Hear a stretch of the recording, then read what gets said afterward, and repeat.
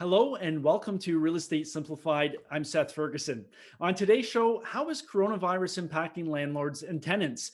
What are the real estate implications of coronavirus? And is now the time to start building a real estate portfolio? Stay tuned.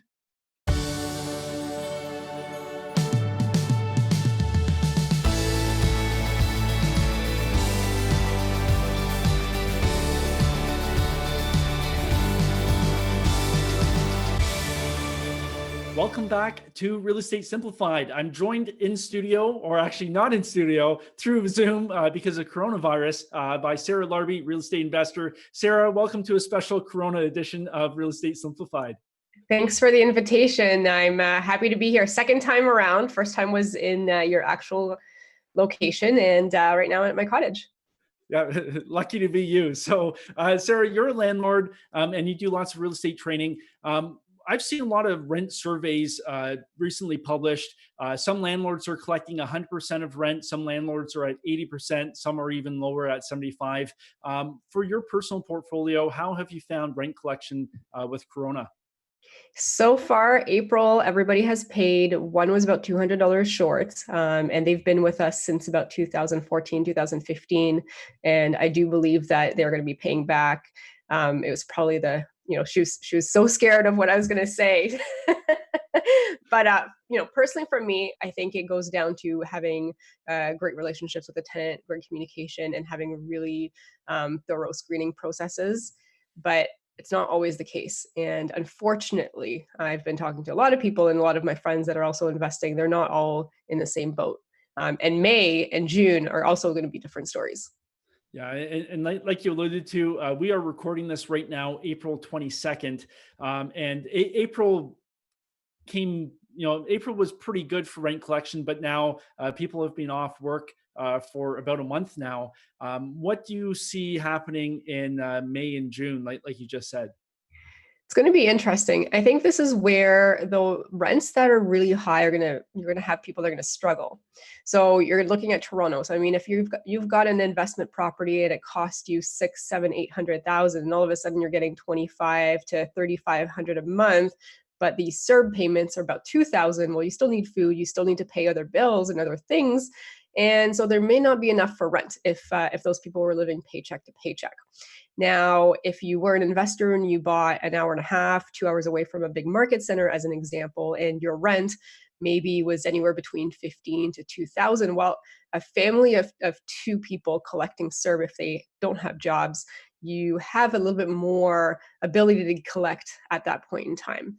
And I will say that we've seen two different camps of tenants. There's those that do not want to pay even though they can, and are going on rent strike, which is quite unfortunate because of some of the stuff that was heard in the media about not having to pay rent and not to worry about it. And there's the tenants that truly cannot pay. So I think in April, we saw the ones that chose not to. Or they were maybe a little bit short and they came up with a plan to repay with their landlord.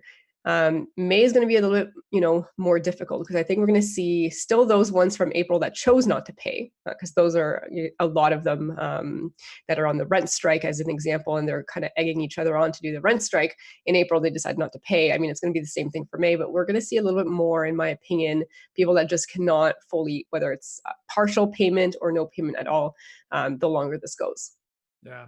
And one of the interesting things I found is looking at these rent surveys is the impact of class of property on who paid and who didn't pay. So, for example, A-class properties had a higher percentage of rents paid, whereas C-class properties, lower tenant profile, and you had 60% payment there. Are you seeing the same thing with your properties and other investors, where you have like your higher end properties being paid more fully, I guess you could say? Yeah, yes and no.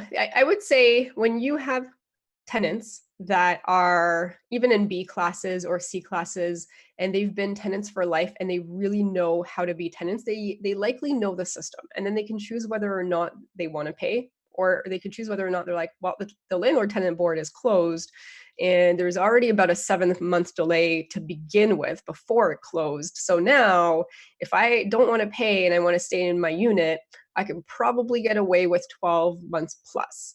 So I don't know if it's a class of tenant per se. I think it's going to be quite interesting because you can have some A tenants that are not used to being tenants and they have a goal of buying their house, or maybe they've just sold their house or whatnot. Um, it really can go both ways. But sometimes what I find is the tenants that are, A class, I guess if you want to say, they might have a little bit more saved. Maybe they have different types of goals of buying something at some point. So they might have a little bit more savings. I mean, this is just my opinion again. Than maybe a B class or a C class, somebody that's living maybe more paycheck to paycheck and has been used to being a tenant for many years. I mean, they know the system. Yeah. And what sort of things can landlords do and maybe take a more proactive approach as, May and June are pretty near on the horizon? Absolutely. So I would say if you've got tenants in there right now, check in on them. Don't wait until May 1st. See how they're doing. Human contact and just letting them know that you're there if they need anything and you're looking out for their best interest. I think that's important right now to establish those strong relationships.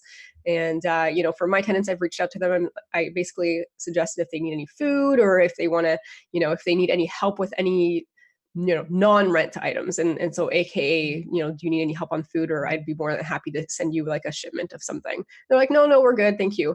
But just putting in those little deposits, hopefully it comes back for the first of the month where, they're not looking to say, you know what, I'm going to do everything else except for rent, or rent is going to be my last option because that's what the media has been telling us. And I know I can't get kicked out anytime soon. Yeah.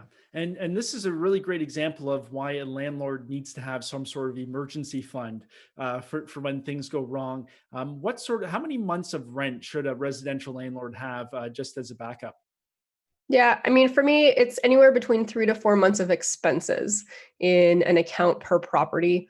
I mean, obviously, as you have hundreds of doors, if somebody's got more than 10, you may not need as much. You might have a bigger HELOC or something along those lines that you can draw on should an emergency happen. Maybe you'll have a couple months instead of four. But I think it's important, and just like times like this show us to plan for the good, but also plan for the bad.